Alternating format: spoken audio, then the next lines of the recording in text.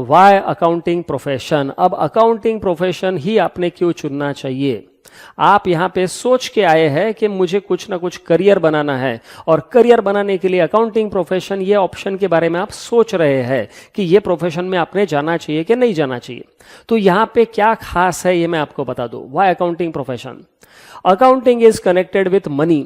ये पैसे के साथ जुड़ा हुआ प्रोफेशन है। इसका पैसे के साथ सीधा संबंध है, सीधे तौर पे संबंध है। तो जब तक इस दुनिया में पैसा है तब तक अकाउंटिंग प्रोफेशन रहने वाला है। आपने देखा होगा कि कोरोना काल में बहुत सारे लोगों की नौकरी चली गई, जॉब चले गए, लेकिन मैं आपको बता दूं अकाउंटिंग प्रोफेशन ये एक ऐसा प्रोफेशन है जहां पे सबसे कम लोगों की नौकरी गई है।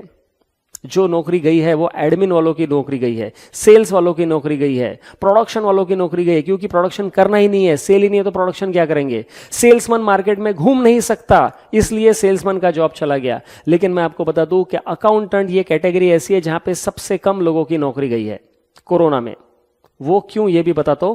पहला, अकाउंटिंग का संबंध पैसे से है, तो जब तक इस दुनिया में पैसा है तब तक अकाउंटिंग रहेगा। और इस दुनिया में ऐसा कोई व्यक्ति आपको मिलेगा नहीं जो कहेगा कि मेरा पैसे से कोई संबंध नहीं है। ऐसा कोई इंसान आपको दुनिया में नहीं मिलेगा।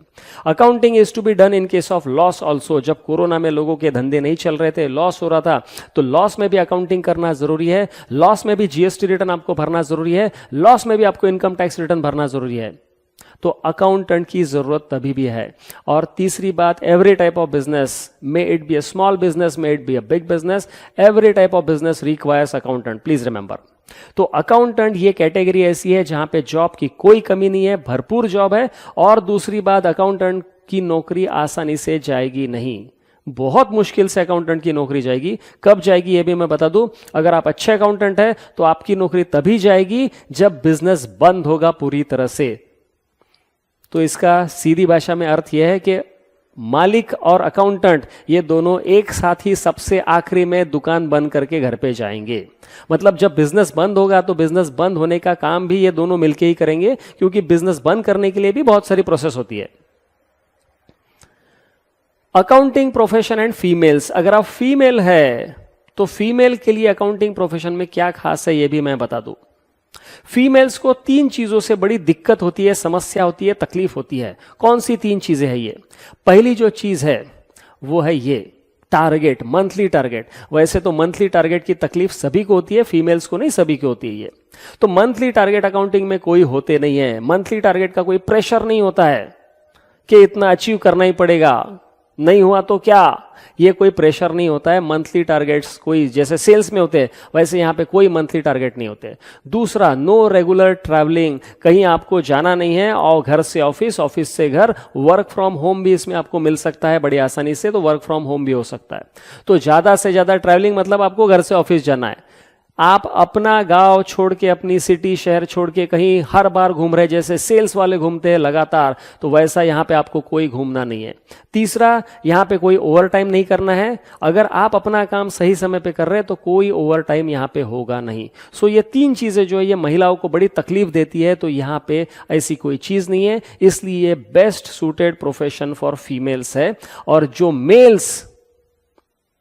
मेल्स इसमें आना चाहे उनके लिए भी एडवांटेज ही है।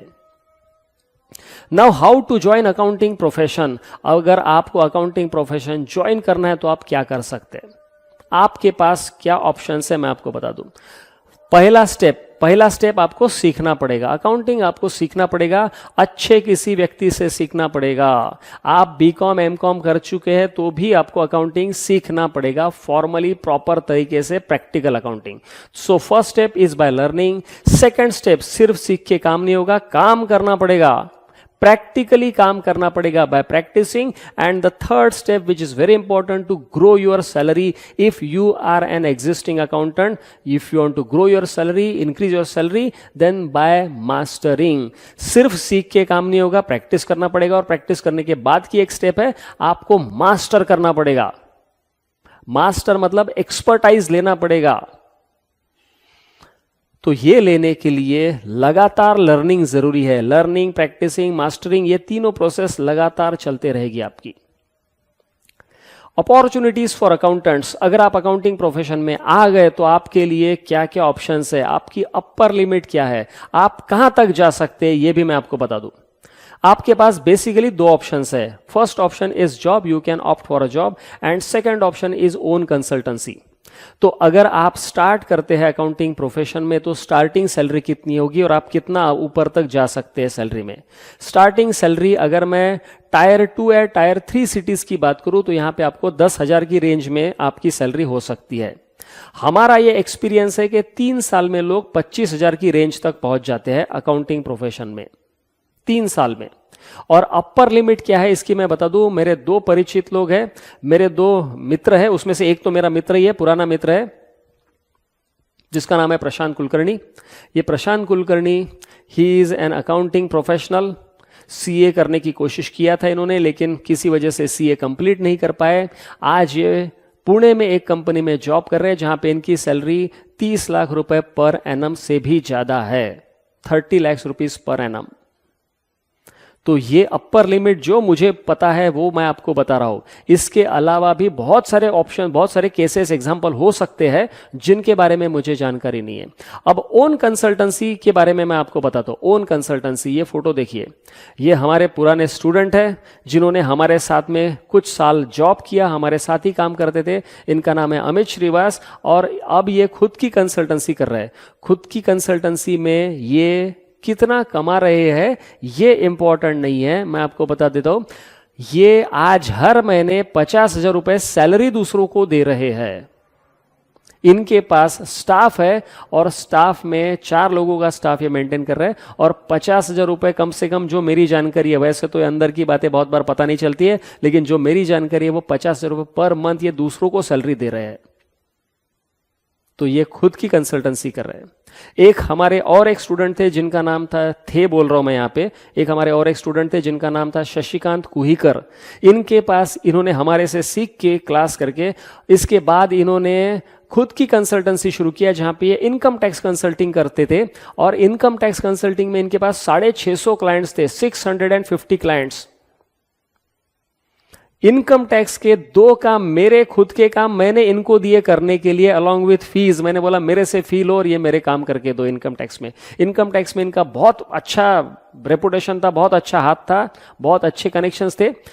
Unfortunately he died in corona first wave. Corona की जो पहली वेव थे उसमें चले गए, अदरवाइज इनको मैं आपसे आज जरूर मिलवाता था। Now before we go ahead, you can stay connected with me for opportunities and knowledge. हमारा यूट्यूब चैनल है इंद्रधनु अकेडमी नाम से, आप यूट्यूब चैनल पे सर्च कीजिए, इसका लिंक भी मैं नीचे दे रहा हूं डिस्क्रिप्शन में। तो यूट्यूब चैनल हमारा सब्सक्राइब कीजिए, वहां पे आज के तारीख में 150 से ज्यादा, 150 से ज्यादा वीडियोज है जिनको आप देख सकते हैं, अपना नॉलेज बढ़ा सकते हैं, अकाउंटिंग प्रोफेशन में आगे बढ़ सकते हैं। You can connect with me on Instagram as well as LinkedIn also. मेरे आईडीज वहां पे दिए मैंने, CA Pankaj D is my ID on Instagram and LinkedIn, and our YouTube channel is Indradhanu academy. और हमारी ये वेबसाइट है, ये वेबसाइट भी आप जरूर देखिए, indradhanuacademy.com। तो वेबसाइट पे आप जाइए, वहां पे रजिस्टर कीजिए, वहां पे कुछ फ्री कोर्सेस है, वो फ्री कोर्सेस भी आप देख सकते हैं।